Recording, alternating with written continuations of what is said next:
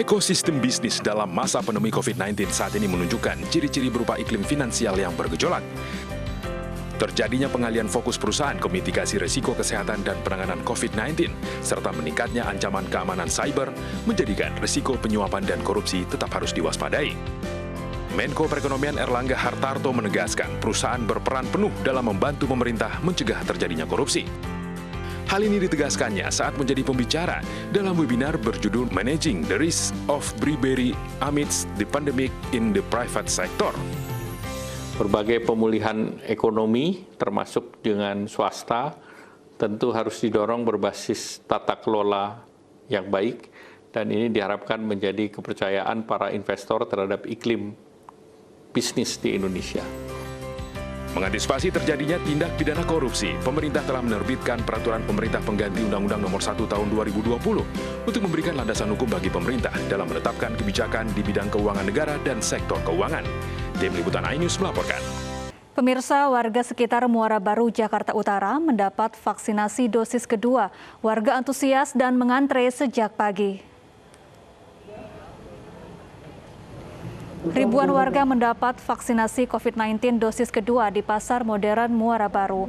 Program vaksinasi ini digelar oleh Himpunan Pengusaha Muda Indonesia atau HIPMI untuk membantu pemerintah dalam percepatan program vaksinasi.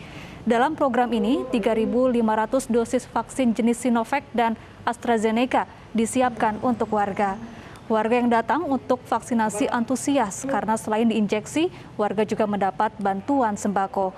Acara vaksinasi ini dibuka oleh Ketua DPR RI Puan Maharani.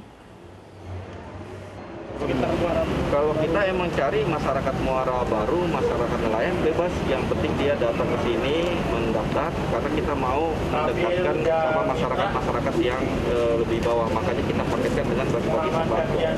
Dulu laporannya di sini vaksinnya sangat rendah, sehingga HIPMI datang ke sini mengadakan di kerjasama dengan Perindo Kelautan ya, untuk bisa mendekati pasar dan nelayan supaya masyarakat lebih mudah untuk vaksin. Beralih ke informasi lain, pemirsa, terjebak banjir, ratusan kendaraan mengantre di Jalan Trans Kalimantan Poros Tengah, Pulau Pisau, Kalimantan Tengah. Kondisi diperparah karena sejumlah truk angkut barang terperosok.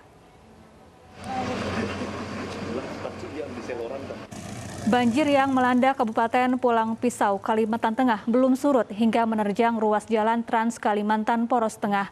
Akibatnya antrean panjang kendaraan tak terhindarkan. Kondisi diperparah dengan sejumlah truk yang terperosok akibat banyaknya jalan rusak dan berlubang. Kendaraan yang akan menuju ke sejumlah daerah terpaksa harus sabar menunggu giliran untuk melintas. Sementara itu, untuk bisa melewati jalur ini, pengendara roda 2 memilih menggunakan jasa perahu dengan membayar ongkos Rp50.000.